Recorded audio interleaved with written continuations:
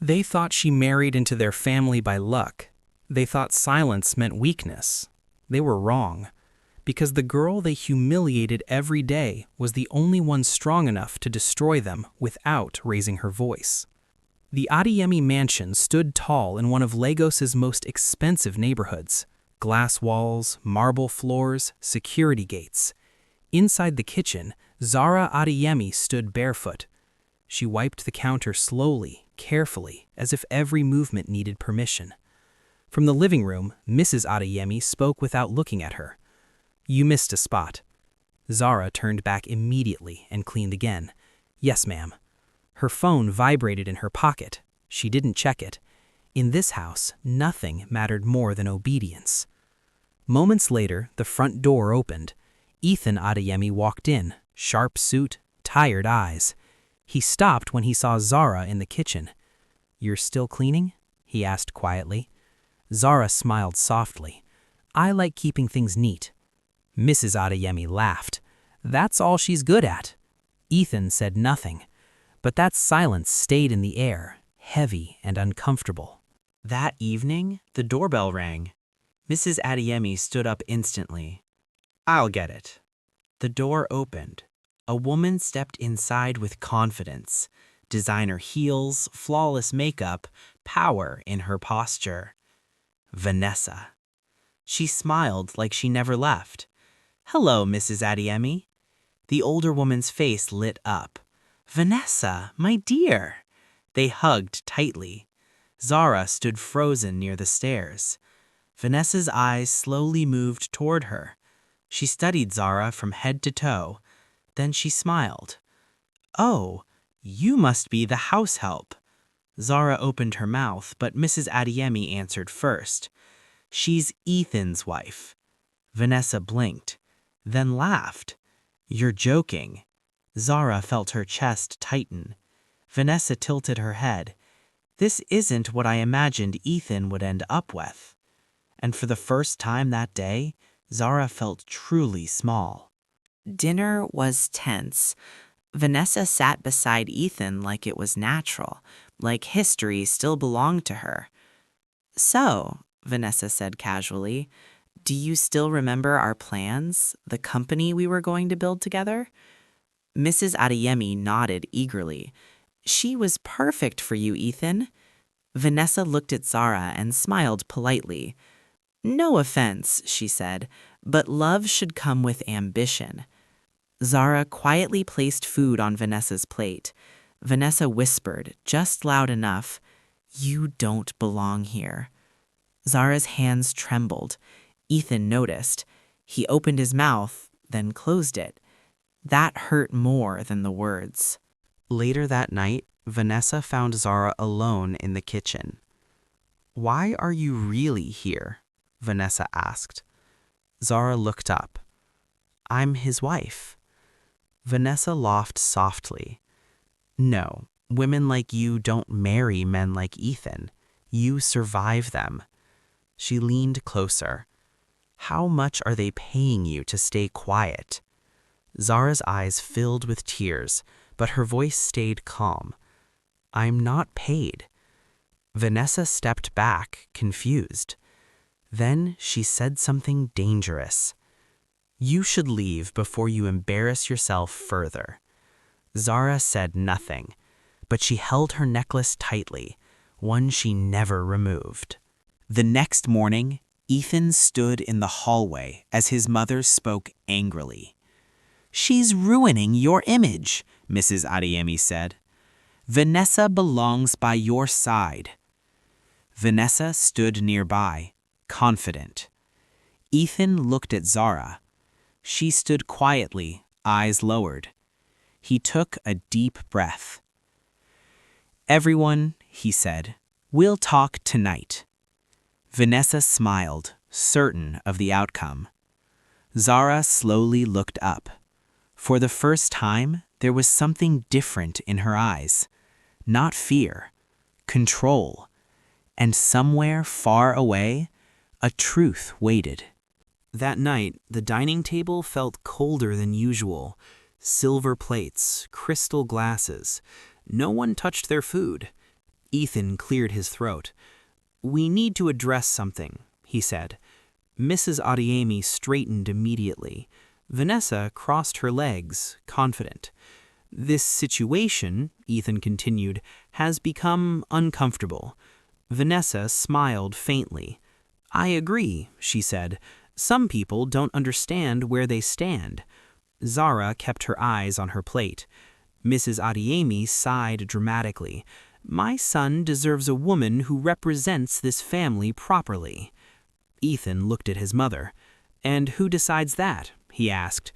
The question hung in the air. Vanessa's smile faded slightly. Ethan stood up. "I'll make my decision soon," he said calmly, "but until then, everyone will show respect." Zara slowly lifted her eyes. Vanessa noticed and didn't like what she saw. Later that night, Zara sat alone on the balcony. Lagos city lights flickered below her. Her phone vibrated again. This time she answered. "Yes?" she whispered. A male voice spoke from the other end, serious, controlled. "Everything is moving as planned," he said. "They still don't know who you are." Zara closed her eyes. "Not yet," she replied, "and they shouldn't."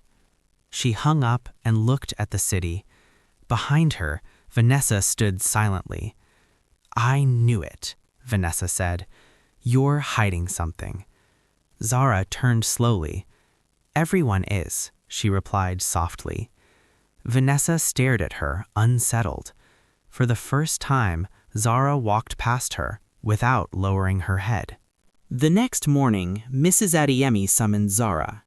"You think you're clever," she said coldly, "but women like you should know their limits." Zara listened quietly. "You will leave this house," Mrs. Adiemi continued, "before you damage my son's future." Zara looked up. "And if I don't?" The question shocked Mrs. Adiemi. "You have nothing," she snapped. "No name, no family, no power." Zara nodded. "That may be true," she said calmly, "but I have time." Mrs. Adiemi watched her walk away, disturbed. That confidence did not belong to a powerless woman. That evening, Ethan stood alone in his study. He opened an old drawer. Inside was a folded hospital bracelet, a name written in faded ink, Zara. He remembered the night years ago, the accident, the blood, the woman who stayed beside him when no one else did. She had refused money, refused attention, disappeared before dawn. And now she was his wife. Ethan whispered to himself, "Who are you, really?" Downstairs, Vanessa watched Zara from a distance and made a decision. Vanessa invited Zara for coffee the next afternoon. Public place. Expensive cafe. "I want peace," Vanessa said sweetly, "for Ethan's sake." Zara nodded and sat. Vanessa leaned closer. "I spoke to a lawyer," she said quietly. "Women like you usually settle for money." Zara smiled faintly. "Money for what?" "For walking away," Vanessa replied. Zara placed her cup down gently. "You're offering the wrong currency," she said. Vanessa's eyes narrowed. "What do you want then?" Zara stood up. "Nothing yet." She walked away, leaving Vanessa shaking with anger. Across the street, a black SUV waited. Its engine started the moment Zara stepped outside. And somewhere very soon, the game was going to change. The Adeyemi house buzzed with unusual energy. Mrs. Adeyemi walked through the living room giving orders to staff. "Make sure everything is perfect." Zara stood quietly near the window. Ethan looked at his mother. "What's happening?" Mrs. Adeyemi smiled. "A business reception. Important investors." Vanessa appeared beside Ethan, confident as ever. "I helped organize it," she said. It's time the right people see who truly belongs in this family. Zara understood immediately. This event wasn't about business. It was about exposure. Mrs. Adeyemi turned toward Zara. "You will attend," she said. "But remember, speak only when spoken to." Zara nodded, but later that night, she sent a single message from her phone. "Tomorrow, be ready." The reception hall glittered with wealth, crystal chandeliers, cameras flashing. Zara walked in beside Ethan, wearing a simple but elegant African gown. Whispers followed her. "Who is she? She doesn't look like she belongs here." Vanessa moved through the crowd like royalty. She made sure to introduce Ethan alone, leaving Zara behind. At the edge of the room, two men in suits noticed Zara. One of them stiffened. "That can't be her," he murmured. Zara felt their gaze, but did not react. Ethan returned and leaned closer. "Are you okay?" She nodded. "Just observing." From the balcony above, Mrs. Adeyemi watched everything and smiled. During dinner, Vanessa raised her glass. "I'd like to say something," she announced. The room quieted. "Ethan has always represented excellence," she said. "Our family name matters." She turned toward Zara. "And sometimes people forget where they come from." Eyes shifted. Silence thickened. Zara felt the pressure pressing on her chest. Ethan tensed. Vanessa continued. "Some relationships are mistakes. Correcting them is courage." Zara slowly stood up. The room froze. But she said only one sentence. "Not all mistakes are visible." She sat back down. Whispers exploded. Vanessa's smile cracked. Later that night, Mrs. Adeyemi called Zara into her private office. She closed the door firmly. "You embarrassed us," she said sharply. Zara remained calm. Mrs. Adeyemi pulled out a document. "A divorce agreement," she said. "Sign it tonight." Zara looked at the papers, then at the locked door. "May I read it?" she asked. Mrs. Adeyemi nodded. Minutes passed. Zara placed the document back on the desk. "I won't sign," she said. Mrs. Adeyemi's voice dropped dangerously low. "You have no idea what you're refusing." Zara met her eyes. "I do." The next morning, social media exploded. Photos from the reception circulated online. Headlines followed. "Business heir's wife sparks controversy." "Mystery woman shames elite event." Vanessa watched the comments with satisfaction. "She won't survive this," she said. Ethan read the headlines silently. Then he turned to Zara. "They're attacking you," he said. Zara looked at her phone. Her name was trending. She exhaled slowly. "Let them talk," she said. "Noise always comes before silence." Outside the house, a familiar black SUV parked once again. This time, it didn't leave. And somewhere very close now, a truth was preparing to walk into the light. The Adeyemi house no longer felt like a home. Servants whispered. Phones rang and stopped. People avoided Zara's eyes. Mrs. Adeyemi sat in the living room, scrolling endlessly through her tablet. Every article carried the same undertone: shame, mystery, speculation. "This is getting out of hand," she muttered. Vanessa stood near the window, arms crossed. "Good," she said. "Pressure makes people break." Across the room, Zara folded laundry calmly. Her hands were steady. That was what unsettled them most. Ethan, the Adeyemi house no longer felt like a home. Servants whispered. Phones rang and stopped. People avoided Zara's eyes. Mrs. Adeyemi sat in the living room, scrolling endlessly through her tablet. Every article carried the same undertone: shame, mystery, speculation. "This is getting out of hand," she muttered. Vanessa stood near the window, arms crossed. "Good," she said. "Pressure makes people break." Across the room, Zara folded laundry calmly. Her hands were steady. That was what unsettled them most. Ethan watched her quietly. "You haven't said anything," he finally said. Zara looked up. "There's nothing to say yet." That word, yet, stayed with him. That night, Ethan woke up to find Zara missing from bed. He found her in the study, standing in the dark. She was looking at an old photograph on the wall. "When were you going to tell me?" he asked softly. Zara didn't turn around.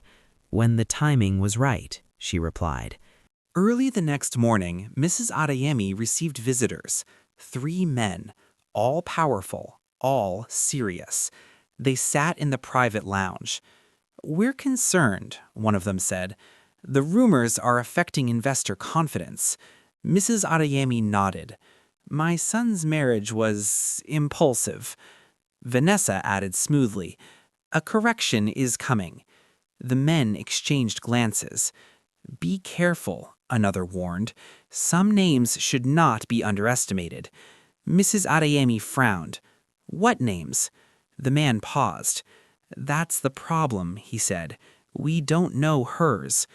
Meanwhile, Zara sat in the garden, speaking quietly on her phone.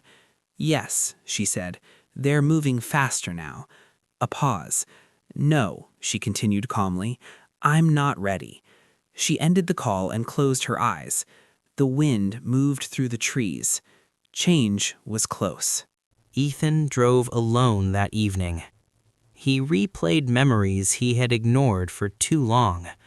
Zara paying hospital bills without asking questions.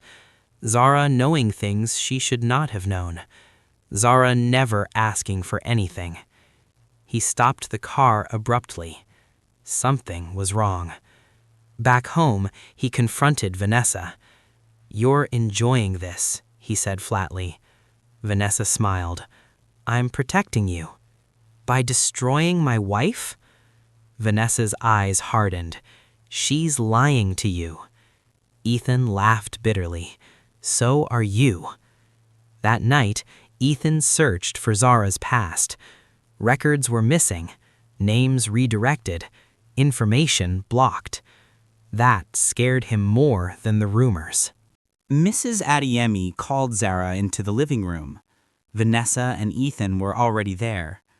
"This ends now," Mrs. Adeyemi said. "You will leave quietly." She slid a folder across the table. Zara opened it. Property transfers, accounts, silence agreements. Ethan stared. "Mother!" Zara raised her hand gently. "I understand," she said. Vanessa smiled in relief.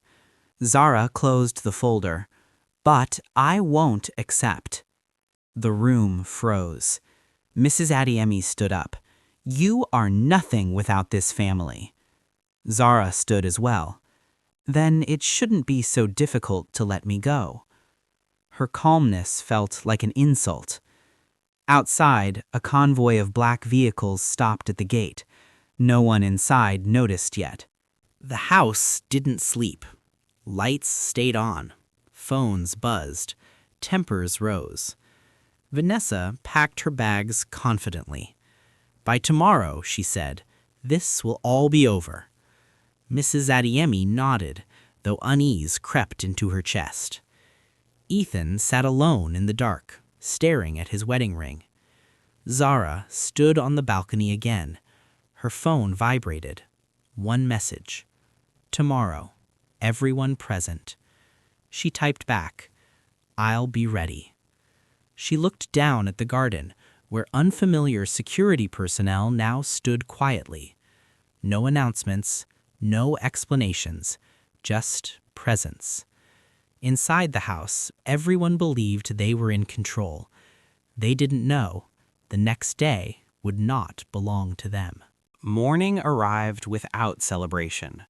The Adiemi mansion was filled. Investors, lawyers, board members, family friends. Everyone important had been called. Mrs. Adiemi sat at the head of the room, composed but restless. Vanessa stood beside her, calm, dressed to impress. Ethan sat quietly, tension carved into his face. Zara entered last. No announcement, no grand entrance, yet the room shifted the moment she walked in. She wore a simple dark African dress, no jewelry except the necklace she always kept hidden beneath her clothes. Mrs. Adiemi cleared her throat. "We're here to resolve a matter that has damaged this family's reputation," she said. Vanessa nodded. "Transparency is necessary," she added. A lawyer stood. "Mrs. Adiemi has requested a formal separation between her son and—" "Wait." Zara's voice was calm but firm. Every head turned. "This discussion is about reputation," Zara said slowly. "So let's be honest." Mrs. Adiemi's lips tightened. "You have already caused enough disruption." Zara looked around the room. "Disruption only happens when lies are disturbed." Murmurs followed. Vanessa laughed softly. "You're very confident for someone with nothing." Zara met her gaze. "That depends on who's measuring." She reached for the necklace. Ethan leaned forward, his heart pounding. Zara unclasped it. Inside was not jewelry, but a small metallic insignia. One of the investors stood abruptly. "No, that symbol." Mrs. Adiemi frowned. "What is this nonsense?" Zara held it up. Silence spread like fire. Two men at the back of the room exchanged looks. One of them slowly stood. "We need to pause this meeting," he said carefully. Vanessa's confidence cracked. "Sit down," she snapped. But he didn't. "That symbol belongs to a family that does not attend meetings. They own them." Ethan stood now. "Zara, what's happening?" Zara looked at him. Her eyes softened, just for a moment. "I asked everyone to be here because running from truth only delays damage." Security doors at the back of the hall opened. Heavy footsteps entered. Not guards, executives, legal advisors, people who did not ask permission. Mrs. Adiemi's hands trembled. Vanessa stepped back. "This is some kind of trick," she said, her voice sharp but uncertain. Zara turned to her. "No," she replied, "this is preparation." The room waited. Breathing slowed. Whatever Zara was about to say next would decide who left standing and who didn't. The room remained frozen. No one spoke. No one breathed normally. The executives who had entered stood in quiet formation, not aggressive, not loud, just undeniable. One of them stepped forward and addressed the room. "This meeting is no longer under the authority of the Adiemi family." Mrs. Adiemi stood up abruptly. "What are you saying? This is my house." The man turned calmly. "This house," he said, "belongs to a holding trust." Confusion spread instantly. Vanessa laughed nervously. "You people enjoy drama. Just say what you want and leave." The man looked at Zara. She nodded. And only then did she speak again. "This house," Zara said softly, "was never a gift. It was an investment." Ethan's heart dropped.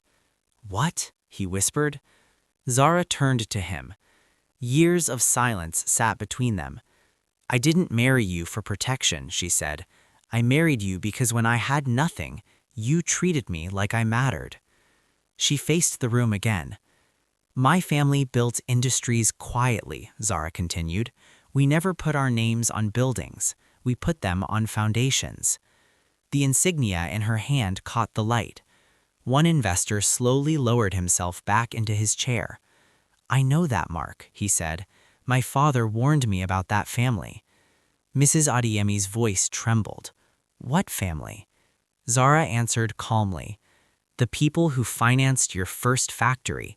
The people who cleared your debts 10 years ago. The people who saved this company when you thought it saved itself." Silence turned into shock. Vanessa shook her head. "No, she's lying. Look at her."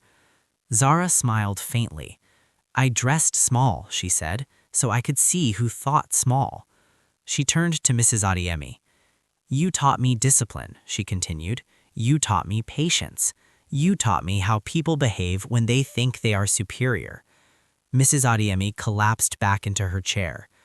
Ethan stepped forward. All this time, he said quietly, you carried this alone? Zara nodded. I wanted to be chosen, she replied, not because of my name, but because of my heart. Ethan took her hand, and for the first time he didn't hesitate. I choose you, he said clearly, not today. I chose you the day you stayed when everyone else left. Vanessa screamed. You're making the biggest mistake of your life. One of the executives turned toward her. Your accounts have already been reviewed, he said. Your influence here ends today. Vanessa froze. Mrs. Adiemi whispered, broken. I didn't know. Zara looked at her, not with anger, but with calm finality. I know, she said. That's why I waited. She turned to leave. Ethan walked beside her. The room that once judged her now watched her walk out in silence. Not defeated, recognized. Power doesn't announce itself. It waits, it observes, and when it stands, it never needs to shout.